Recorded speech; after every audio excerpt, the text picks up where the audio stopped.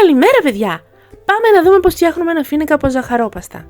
Αρχικά να σας πω ότι θα χρησιμοποιήσω καφέ και πράσινη ζαχαρόπαστα που και στις δύο μέσα έχω προσθέσει CMC. Διαφορετικά μπορείτε να πάρετε και μοντελισμού. Ανοίγω ένα φυτίλι καφέ ζαχαρόπαστα και περνάω ένα ξυλάκι από μέσα.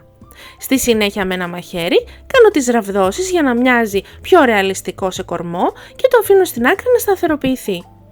Ανοίγω ένα φύλλο πράσινη ζαχαρόπαστα και κόβω με το κουπάτ 6 φύλλα. Παίρνω σύρμα νούμερο 20 και το περνάω από τη μία άκρη, στο εσωτερικό δηλαδή στο κέντρο του φύλλου, μέχρι την άκρη. Παίρνω ένα κουπάτ τρίγωνο και κόβω λίγο στις άκρες του φύλλου για να κάνει αυτό το εφέ. Να γίνεται δηλαδή πιο ρεαλιστικό. Μπορώ να κάνω τα φύλλα μου πιο καμπυλωτά, λυγίζοντας λίγο το σύρμα.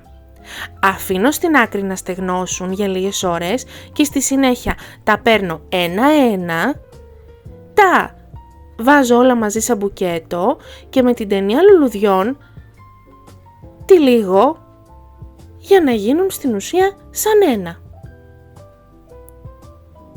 Ορίστε να βλέπετε, κόβω εδώ. Τέλεια. Τώρα, αφού είναι έτοιμο, παίρνω τον κορμό δέντρου που έχω φτιάξει από πριν και έχει στεγνώσει και τοποθετώ στο κέντρο του, εκεί που πριν είχαμε το ξυλάκι, το φυτίλι μας. Εδώ όπως βλέπετε είναι έτοιμο.